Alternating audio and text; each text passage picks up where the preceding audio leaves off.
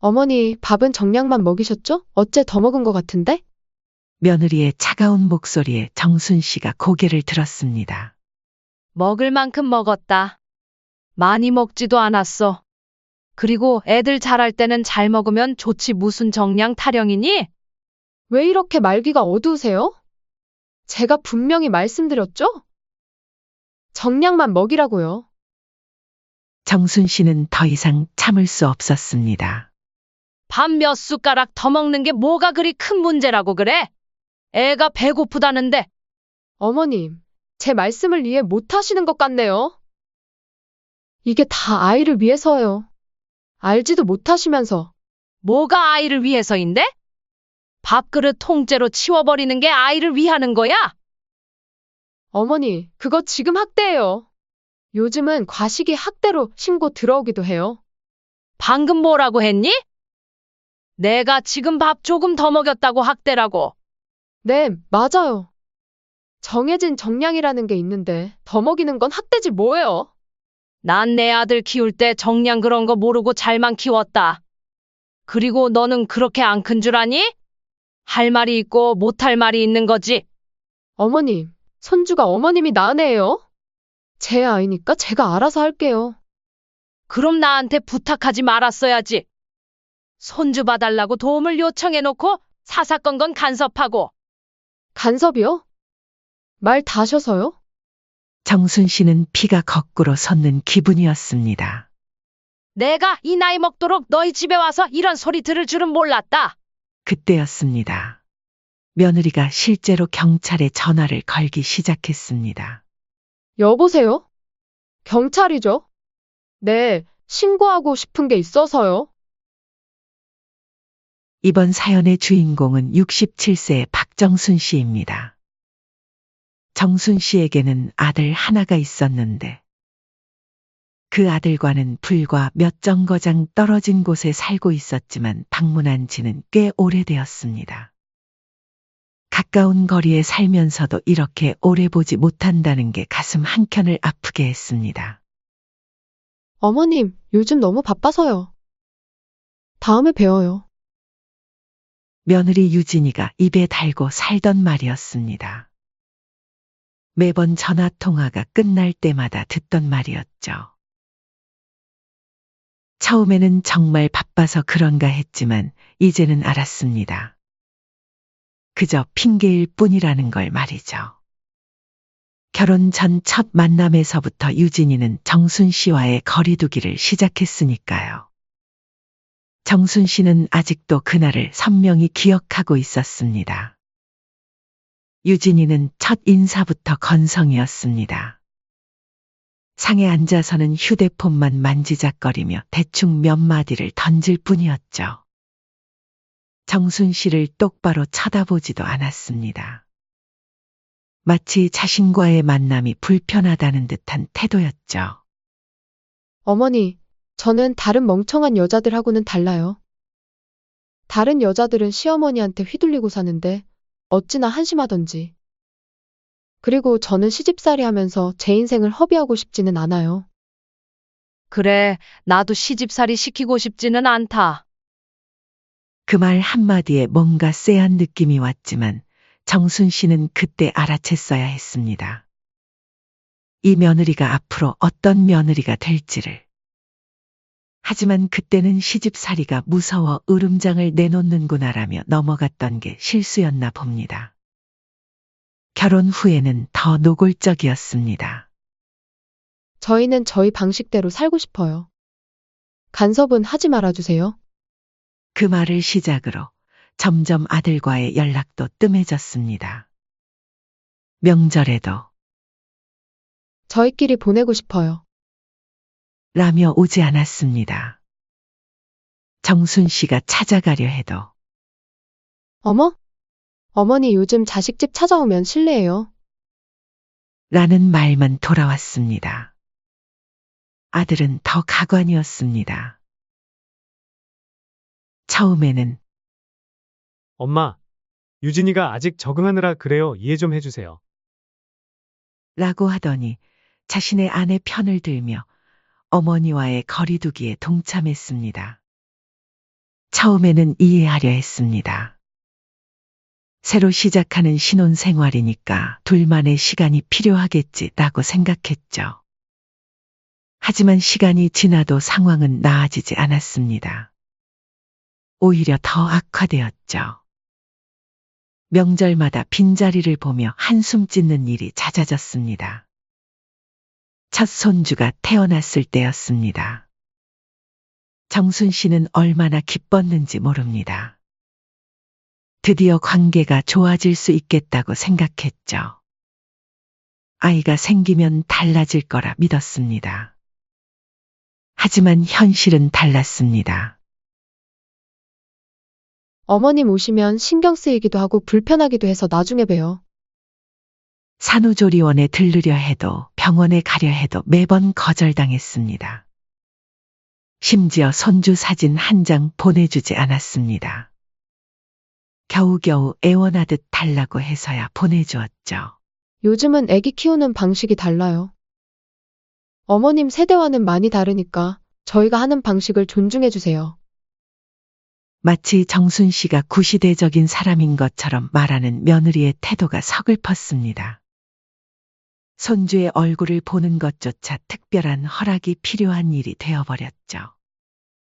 아들이 전화를 걸어올 때면 늘 뒤에서 들리는 며느리의 한숨소리, 짜증 섞인 목소리가 정순 씨의 마음을 아프게 했습니다.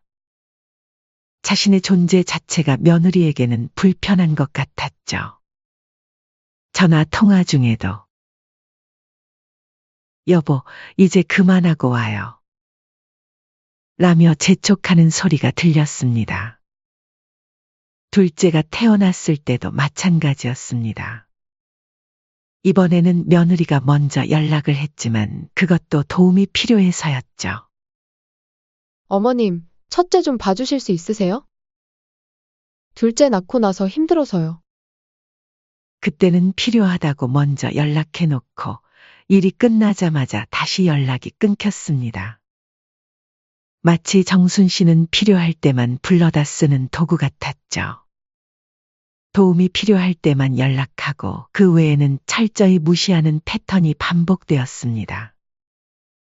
특히 서운했던 것은 정작 며느리의 친정 부모님과는 자주 만난다는 소식을 들었을 때였습니다. 아들의 SNS에 올라온 사진을 통해 알게 됐죠. 주말마다 친정에 가서 외식하는 모습, 손주들과 즐겁게 노는 모습이 가득했습니다. 정순 씨에게는 한 장의 사진도 보내주지 않으면서 말이죠. 그런데 그런 며느리가 또다시 전화를 걸어왔습니다. 어머님, 이번 주말에 시간 되세요? 웬일이니? 제가 요즘 너무 바빠서요. 애 좀 봐주실 수 있을까요? 이번 주말에는 자택근무를 좀 해야 돼서 애들 신경 쓸 겨를이 없을 것 같아요. 정순 씨는 순간 쓴웃음이 났습니다. 역시나 며느리에게는 필요한 사람이 되었을 때만 연락이 오는 법이었습니다. 그동안 쌓인 서운함이 마음 한구석을 가득 채웠지만 그래도 손주들이 보고 싶은 마음에 승낙했습니다. 그래, 알겠다. 언제 가면 되니? 가방을 챙기면서 정순 씨는 며느리의 얼굴을 떠올렸습니다. 첫 만남 때부터 지금까지 단 한 번도 진심으로 웃는 얼굴을 보여준 적 없는 며느리였습니다. 그리고 그런 며느리 때문에 아들의 얼굴도 점점 멀어져 갔죠. 한때는 그렇게 자상하고 효심 깊던 아들이 이제는 남처럼 변해버렸습니다. 에휴, 요즘 애들은 가족 개념이 없어. 정순 씨는 긴 한숨을 내쉬었습니다. 이제 곧 시작될 며느리와의 불편한 대면을 예감하면서도 손주들 생각에 발걸음을 옮겼습니다. 하지만 이번에는 뭔가 다른 느낌이 들었습니다. 마치 커다란 사건이 다가오는 것 같은 불길한 예감이 드는 날이었습니다. 그리고 그 예감은 틀리지 않았죠.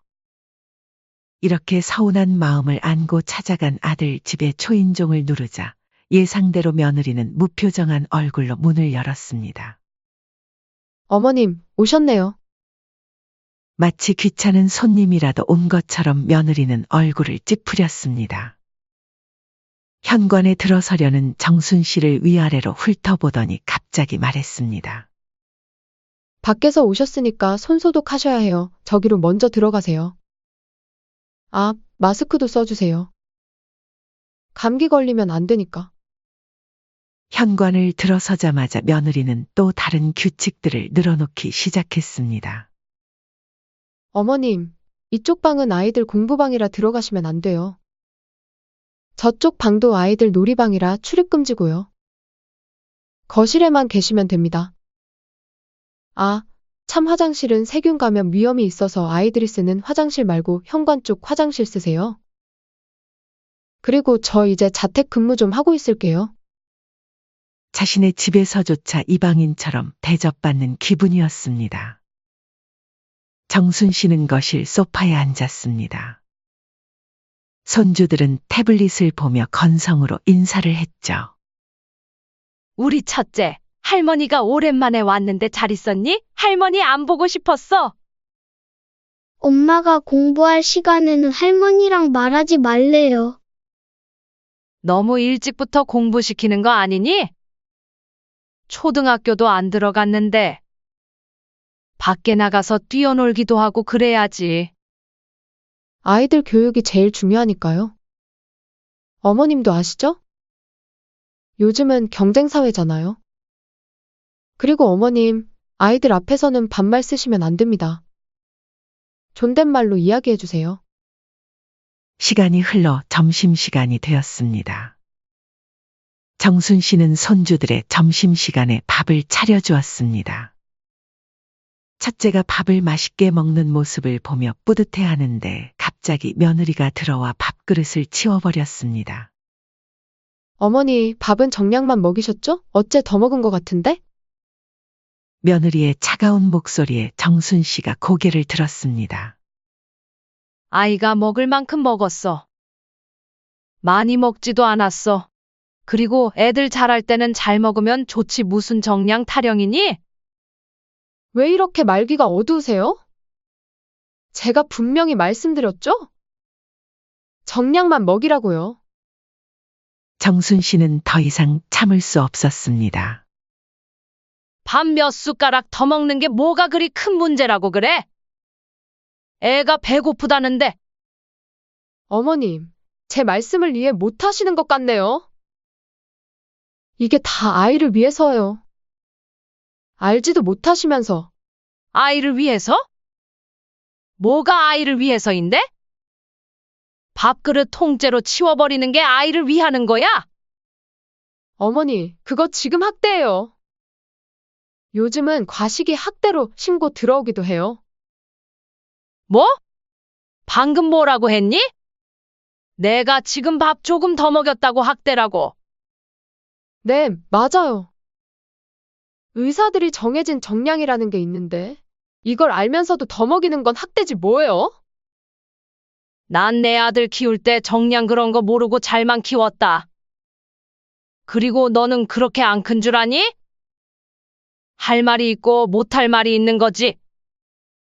어머님, 왜 자꾸 제 교육 방식에 대해 간섭하시는 거예요? 제 아이니까 제가 알아서 할게요. 그럼 나한테 부탁하지 말았어야지. 손주 봐달라고 도움을 요청해놓고 사사건건 간섭하고. 간섭이요? 말 다셔서요? 정순 씨는 피가 거꾸로 솟는 기분이었습니다.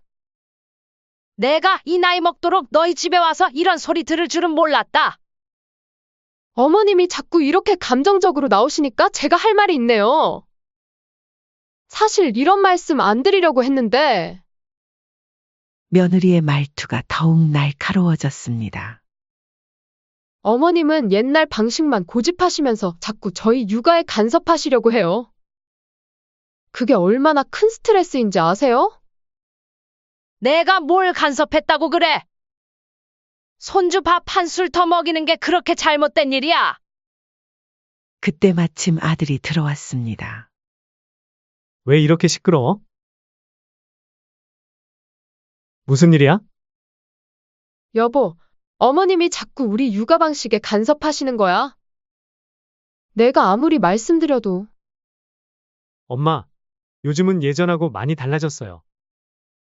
어쨌든 간에 저희 아들이고 저희 집이니까 룰을 따라주세요. 너까지 그러는 거니? 엄마, 저희도 나름대로 공부하고 연구해서 이렇게 키우는 거예요. 어머니 세대의 방식이 다 틀렸다는 건 아니지만, 자식들과 대화는 계속해서 평행선을 달렸습니다. 그리고 어머님, 이런 식으로 계속 저희 말 안 듣고 딴지 거시면 경찰에 신고할 거예요. 뭐? 신고한다고? 네, 제가 말했죠. 정량을 넘어선 강제 급식도 신고 대상이에요. 정순 씨는 어이가 없었습니다. 손주들을 걱정하는 마음으로 한 행동이 이렇게까지 왜곡될 수 있다는 게 믿기지 않았습니다. 너 정말 상식이 통하지 않는구나? 너 지금 나를 경찰에 신고하겠다는 거니? 상식이요? 방금 상식이라고 하셨어요? 상식이 통하지 않는 건 어머니예요. 요즘 법이 얼마나 무서운데 콩밥 한번 드셔봐야 정신을 차리겠어요? 아들은 그저 옆에서 눈치만 보고 있었습니다. 자신의 어머니가 이런 모욕을 당하는데도 말 한마디 못하는 아들을 보며 정순 씨는 가슴이 찢어지는 것 같았습니다. 그때였습니다. 며느리가 실제로 경찰에 전화를 걸기 시작했습니다. 여보세요? 경찰이죠? 네, 신고하고 싶은 게 있어서요. 정순 씨는 그 자리에서 쓰러질 것만 같았습니다. 자신의 며느리가 그것도 손주들의 밥을 더 먹이려 했다는 이유로 경찰에 신고를 하다니요. 얼마 후 정말로 경찰이 도착했습니다. 신고 받고 왔습니다. 무슨 일이신가요? 며느리는 마치 준비했다는 듯이 말했습니다. 시어머님이 저희 육아권을 침해하시고 아이들에게 강제로 음식을 먹이려 하셨어요. 아이들이 거부하는데도 계속 강요하시고. 경찰은 상황을 듣고 정순 씨에게 말했습니다. 할머님, 일단 이런 경우에는 자제해 주시는 게 좋겠습니다. 가정 내 문제지만 저희도 신고가 들어오면 저희가 어쩔 수 없이 출동해야 해서요.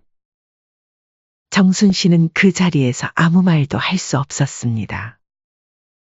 자신이 이렇게 멀리 와서 손주들을 위하는 마음으로 한 행동이 경찰까지 부르는 사태가 될 줄은 꿈에도 몰랐으니까요.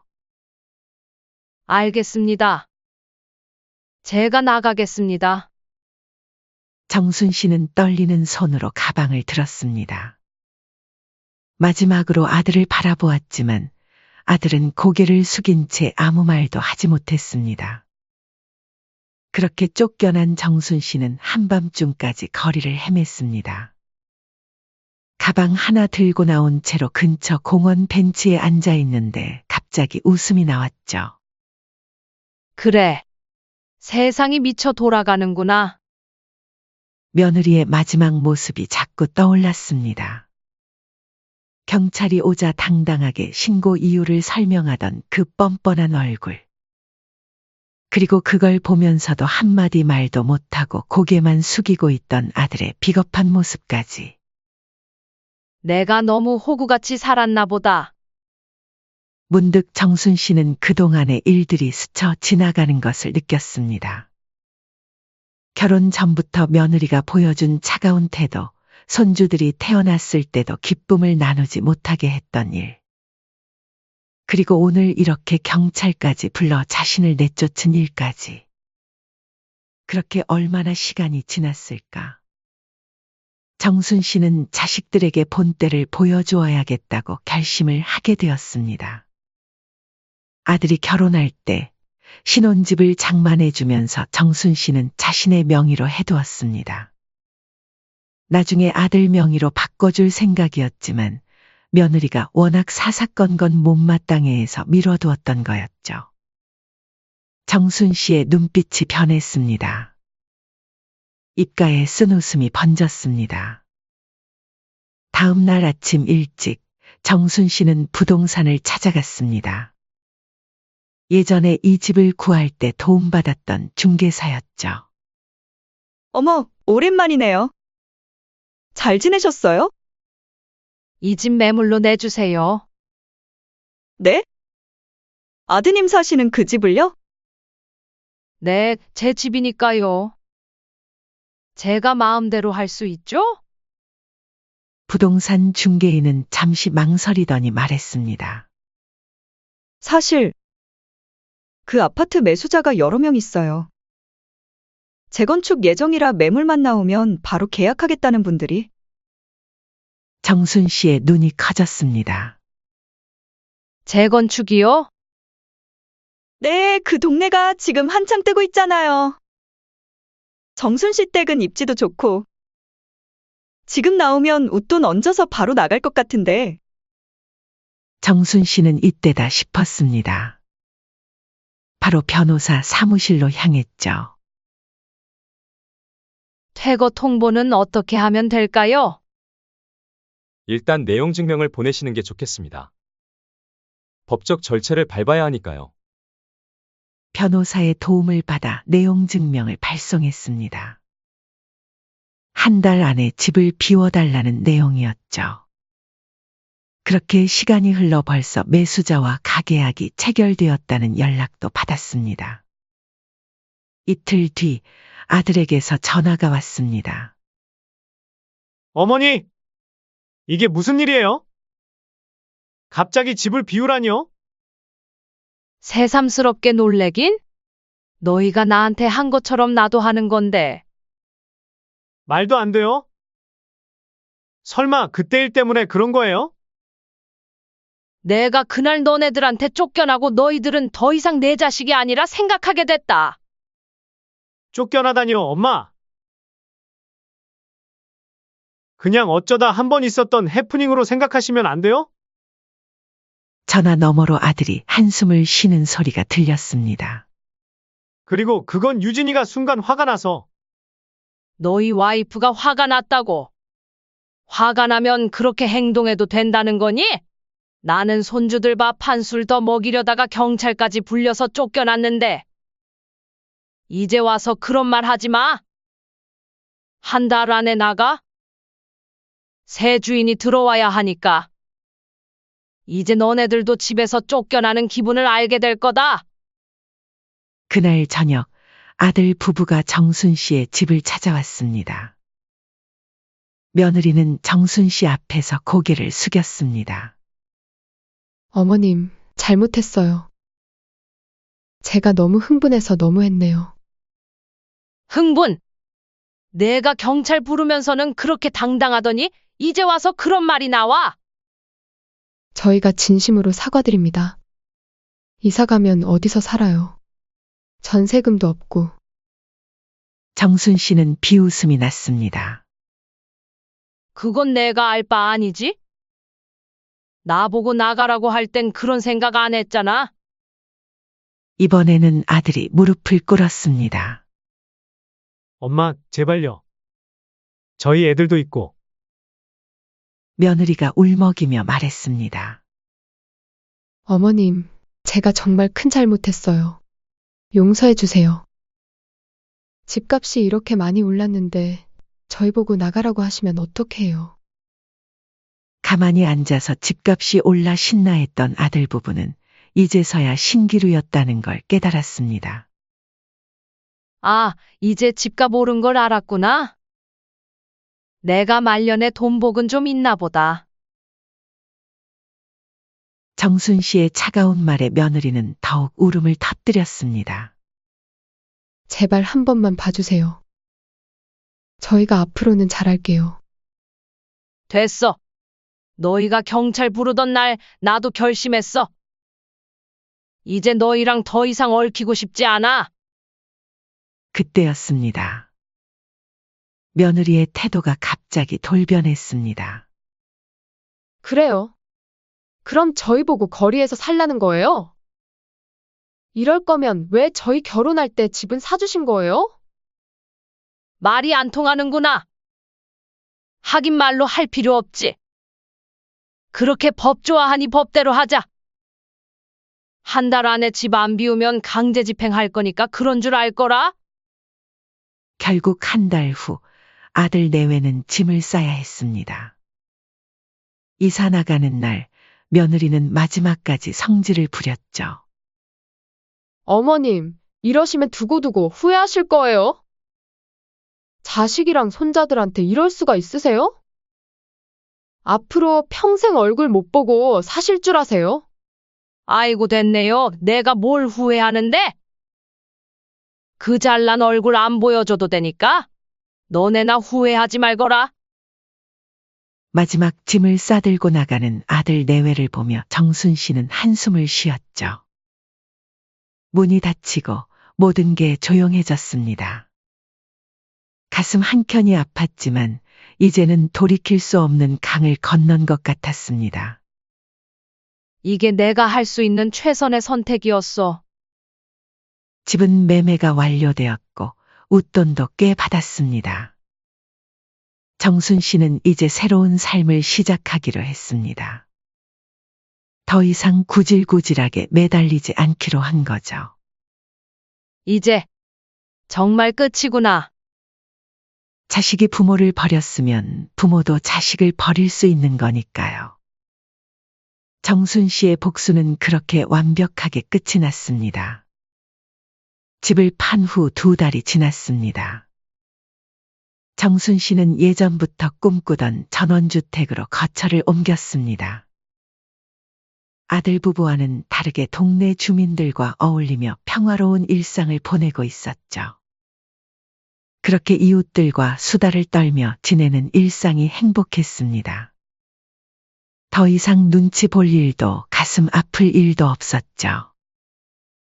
오히려 집을 팔아 얻은 돈으로 여유 있는 생활을 하게 되었습니다. 반면 아들 부부의 삶은 나락으로 떨어지고 있었습니다. 편안히 잘 살던 집에서 막상 월세를 내려 하니 생각보다 지출이 커졌죠. 여보, 이런 데서 어떻게 살아요? 월세는 비싼데 방도 좁고.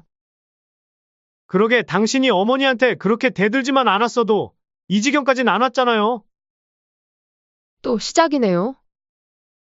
당신은 당신 어머니 편만 들더니 이제 와서 이게 다 내 탓이라고.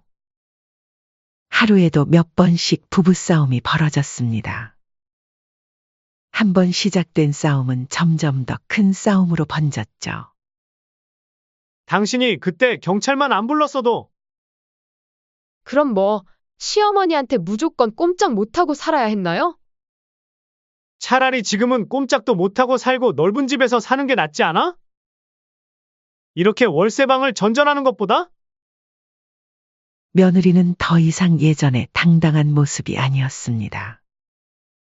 친정에 도움을 요청했지만 그쪽에서도 손을 떼버렸죠. 유진아, 우리도 이제 너희 도와줄 형편이 안 돼. 너도 좀 제발 철 좀 들어라. 엄마까지 이러시기에요? 제발. 내가 시어머님한테 그렇게 대들 때는 언제고. 이제 와서 이러기야. 나도 쪽팔려서 얼굴을 못 들겠다. 경찰까지 부르다니. 이제 와서 우리 보고 뭐 어쩌라는 거니? 결국 며느리는 늘어난 지출을 메꾸려고 시간제 아르바이트를 시작했습니다. 예전에는 못 배운 사람이나 하는 일이라고 얕보던 편의점 일과 식당 서빙 일도 가리지 않았죠. 어머나, 유진 씨 아니세요? 편의점에서 일하던 중 마주친 옛 이웃의 말에 며느리는 고개를 푹 숙였습니다. 여기서 일하시는 거예요? 그러고 보니 요즘 이사 가셨다던데. 네. 그냥 시간도 남고 해서요. 며느리의 얼굴이 붉어졌습니다. 예전에 그렇게 무시하던 일을 이제는 자신이 하고 있다는 게 참 아이러니했죠. 집에 돌아와서도 마음이 편치 않았습니다. 여보, 이제는 정말 어머님한테 가서 무릎이라도 꿇어야 하는 거 아닐까요? 이제 와서? 당신이 그렇게 잘났다고 할 때는 언제고? 그러는 당신은 뭐예요? 엄마 아들이면서 한마디도 못하고 중간에서 중재를 잘해줘야죠. 이제는 서로 책임을 물으며 다투는 게 일상이 되었습니다.